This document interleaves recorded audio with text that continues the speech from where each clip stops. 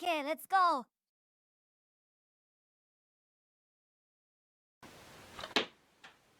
I'm very angry, and it's because this little idiot right here ruined my life. Like, I can't believe it. Her voice is stuck in my head. Those songs, it's she's appearing in my dreams. I have no idea how. This little and you know what? I love her. Hey, she's the very reason I got into Vocaloid in the first place. So why not I tell you a little story about love, betrayal, and baka baka baka. We begin in the early years of the Great Depression. Vocaloid was making its big debut on the Japanese internet. It's a vocal synthesis program that allows you to use voice banks to create vocal lyrics for music. You have the Queen, Miku, the Kagamines, and everyone else that people care less about for some reason. It's magical because you can literally be a mute person who have never spoken a word in life but still create beautiful songs that people will love. For a price. The Vocaloid programs and the voice banks can cost a pretty penny. It's like gas prices nowadays. Hey, not everyone can afford that.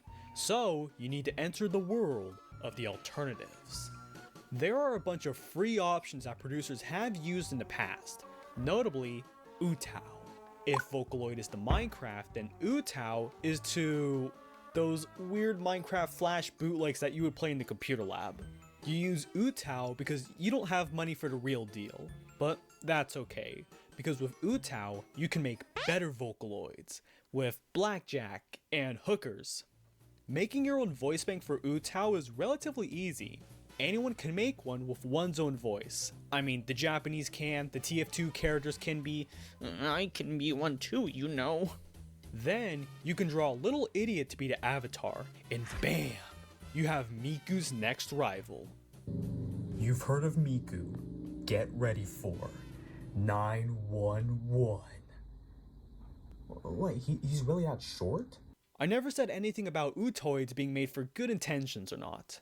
Meet the VIP board of Nichan. Trolling, chaos, civil unrest, creativity. Dingus. All the ingredients were placed on a table to create an absolute masterpiece. You see, sometime before April Fool's 2008, the users on the VIP board wanted to create a joke character to compete with Miku to troll the internet. First, we need to draft a design. Ooh, this design. I kind of like how we're going with this. I don't know, she looks too much like a military man. I don't know. Now she just looks like Hong Mei-ling. Ooh, this design has some promise. It just, almost. Oh my goodness, she's perfect. She even has fingernails, I like that. Great, it matches Kei's official art style to a T. Now let's get funky and develop our DeviantArt OC. Gender, Chimera. She's going to be a demon person who looks like a human. Age, 31, but she has the body of a 15-year-old to trick those weirdos. Favorite food? Baguettes. Miku likes leek, and vegetables are a mortal enemy, so making her favorite food the French carbohydrates will appeal to the actual otaku demographic. Birthday? April 1st, and the Stick It to the Nerds will tattoo her birthday on her arm. Take that, Miku. And after the people of Nichan finished her design, oh yeah, she's beautiful. All she needs now is a voice.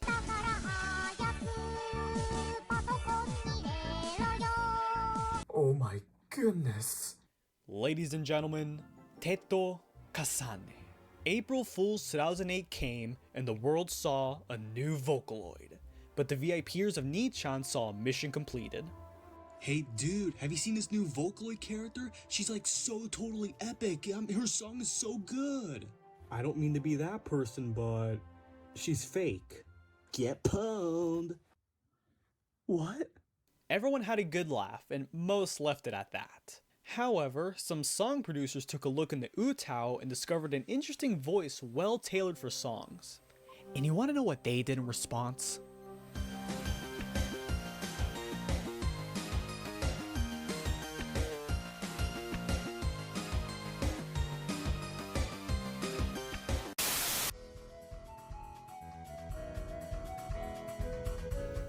When I was a kid, YouTube had these little things called annotations.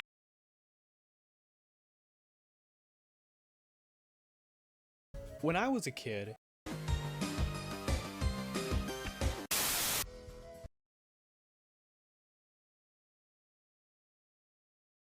That's how my desktop looked like back in 2011.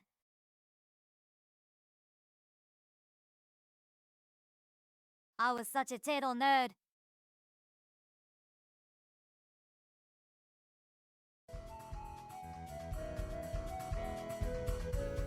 When I was a kid, YouTube had these little things called annotations. They were colored boxes that can be filled with text to fix a little mistake on the video, or a little explanation for a confusing scene. Nowadays, it sounds a little inconvenient, but they were a thing where you really needed to be there to understand how useful they were. However, when most people of the era think about annotations, one video comes to mind. Released April 1st, 2010. Ochame Kino was a song by Lamaze P where Teto shakes her body from side to side, giving the message of letting go of your worries and having fun. In Japanese, the song is referred to as something else, and you might already know the word for it. Fukkireta. When you're this happy without your arms, Fukkireta. That was my first intention of Teto and anime in general. I mean, of course you're probably doing something right. It's a fun song, albeit a little dated, and it would likely stay that way if it weren't for the curse of the mad. From its release on Nico Nico Doga, people found the song so intriguing that they would create musical remixes with sources and sounds from other unrelated media, like Mario, Toho Project, and that idiot Double Cherry Man. I don't even know at this point. What is this? It's the Mario by the Double Cherries. You know your song is legendary when people have made real-life versions of it. But when the song reached the Western world, people just began to spam annotations with random memes of the era, and people just kept adding onto it to the point where you can't even see the music video anymore. However, annotations are talked about in the past tense nowadays, and that's because the annotations as we know it are dead. On January 15th, 2019, annotations were officially killed off, and with that, the memory of Fukkireta's chaos died alongside. Holy crap, we're saved! Fukkireta was awesome, but now imagine if our little Teto gremlin had friends. Go to your printer and check the ink color, and you will find... Oh no. Triple Baka is an song. Released July 13th, 2008, it's one of the oldest Teto songs around, and a really simple one at that. It's theorized that it follows the downward spiral of three friends getting stressed and disillusioned with life's struggles. From a song that sounds like this.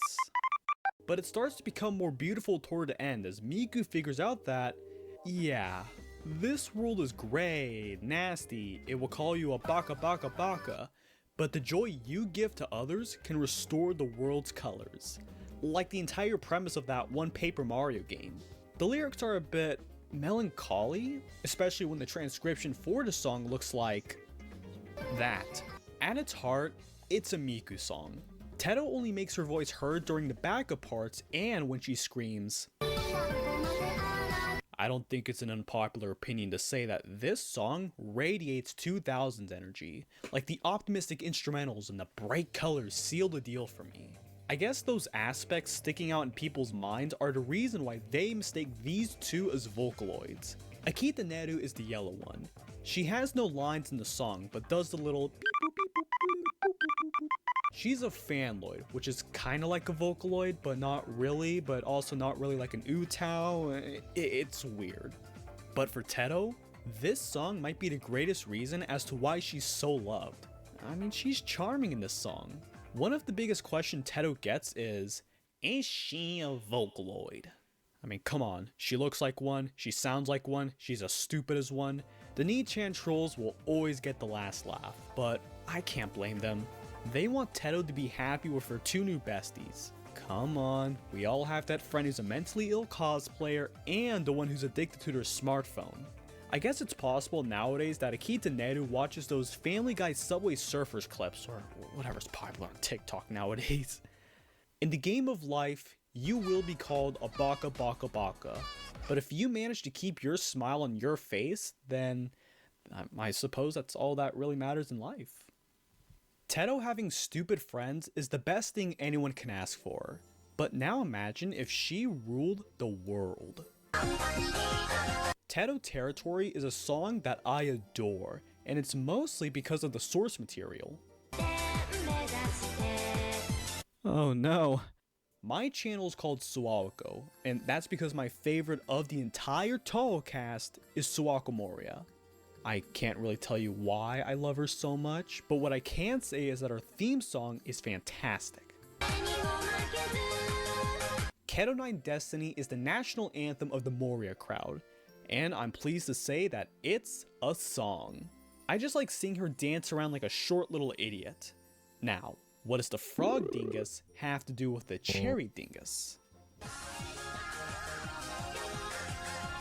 Hold on a second. Oh my goodness, they're beautiful. Teto Territory uses the same instrumentals, and nobody cared. It's basically Teto's theme song, talking about her character traits and her plan to destroy the Vocaloid Monopoly Complex. I genuinely never thought that I would see the day where two of my favorite characters would cross over in a song before I can barely remember. But that's the magic of early Teto songs. Even after all of these years, you can still find cool stuff in them. As the years go on, Vocaloid and Utao learn to coexist together in harmony, even with Teto making an appearance in a Miku concert and in Project Diva, which I apparently learned is a big deal in the Vocaloid scene. But as time went on, the fandom kinda got stale.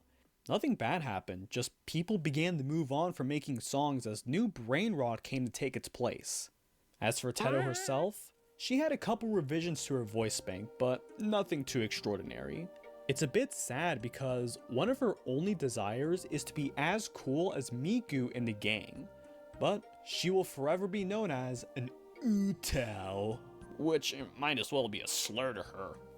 Baguettes are her cocaine, so it's surprising to see that she managed to survive so long without much change. Let's take a look at the official YouTube channel for Teto. It's just a dumping ground of fan works, covers, and random Animal Crossing videos. What's special is that in the year 2023, it was to be the 15th anniversary of the birth of a demon. Any smart person will give their child a special gift for such a milestone. Right?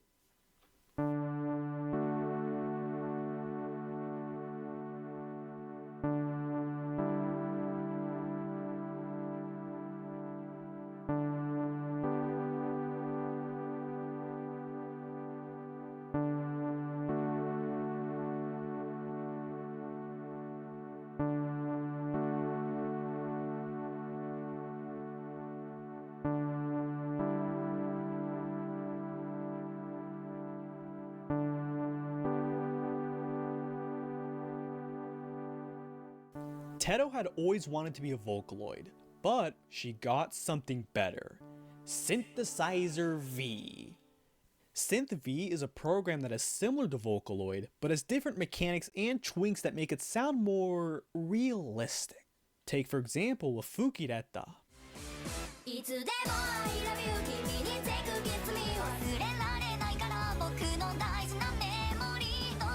That, mixed with her new grand slammin' design, made the Queen have a resurgence in the past year. The Miku stands are crying, the Kagamina fans are lying, but Teto has a machine gun. She was originally a throwaway joke by the toughest madmen of society. No one thought she would make it this far, but through sheer silliness and tenacity, she made the impossible slightly more possible. And that's fantastic. A long time ago, I used to not care about Vocaloid. I thought it was stupid and bad and evil and a little too robotic. Like, why would you use Miku to sing for you when you have your own voice? But thanks to a couple of videos and events, my life changed for the better thanks to my mind finally opening up. like taking that first huff of fake heroin. I decided to listen to the 3 songs I mentioned earlier, and I realized how much I missed out on. Oh my goodness, guys, you won't believe it. It's finally here. No way! All jokes aside, getting into Teto is a worthwhile endeavor as she was my gateway drug to the world of Vocaloid.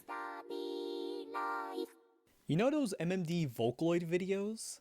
I remember seeing them as a kid, and I never understood who these characters were. It's weird how life works. One day they're my weird childhood fever dream obsessions, and nowadays they're my weird musical obsession that no one knows about. And you know what? I'm all for it. Thank you, Teto. That's part of the disgusting truth about Teto.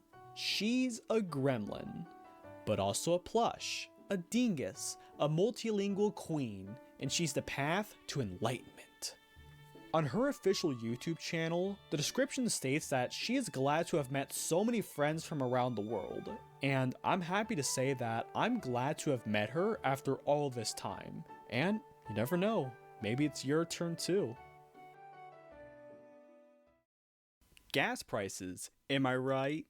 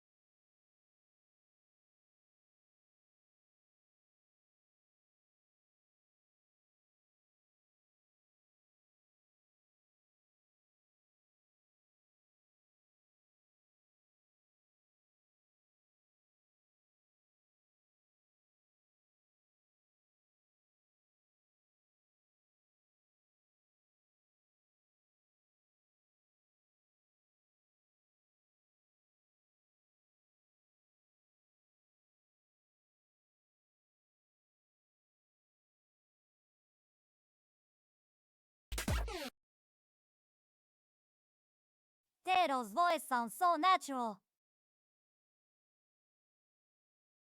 I only knew her old voice back in 2011.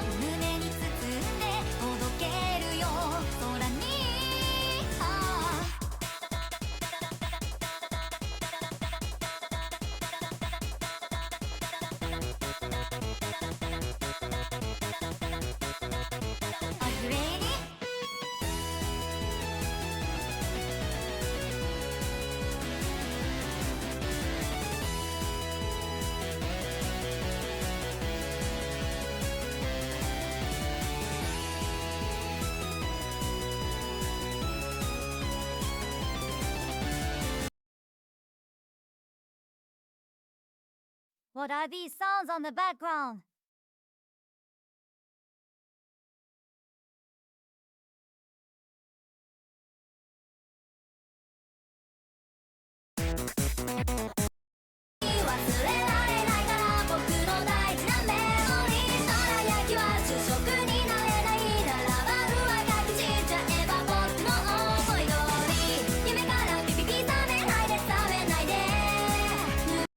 I'm sorry, but I love her old voice so much.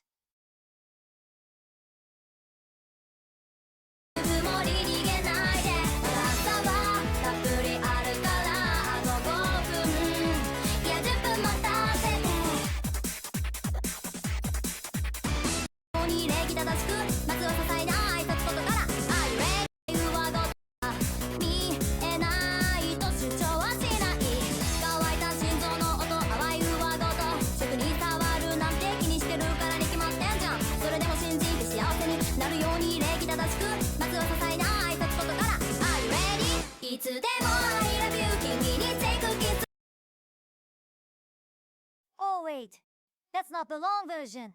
Whoops, well.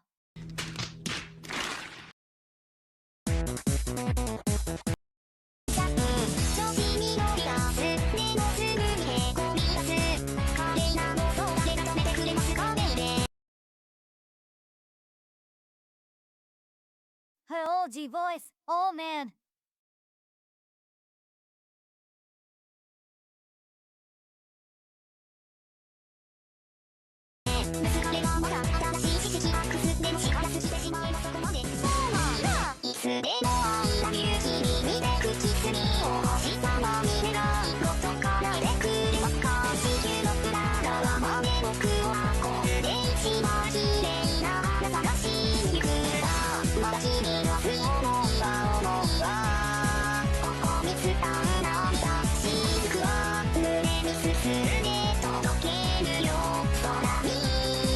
I love her robotic voice.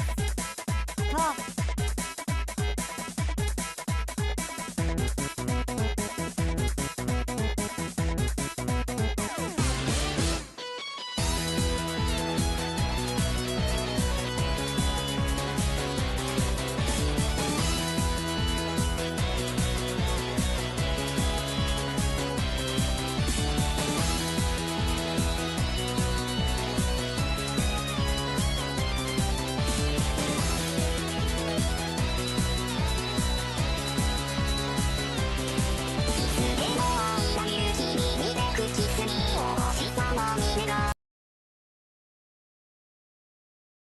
That sounds like a guitar.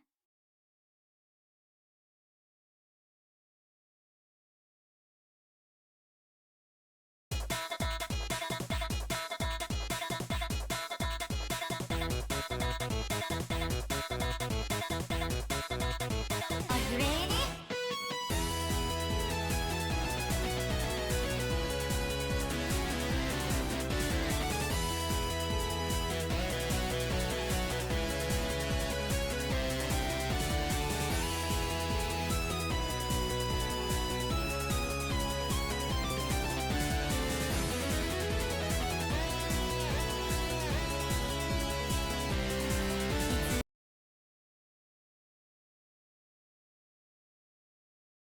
I don't like this one.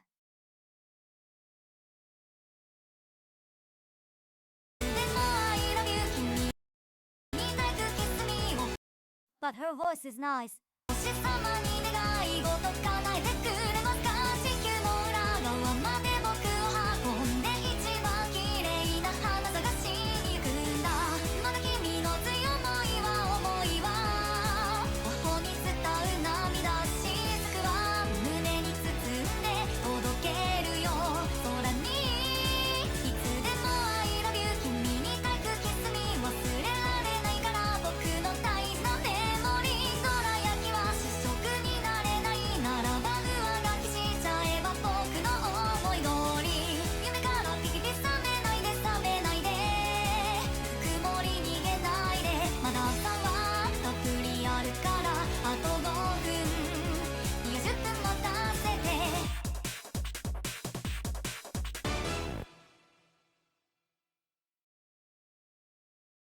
swear she sounds really like a human, but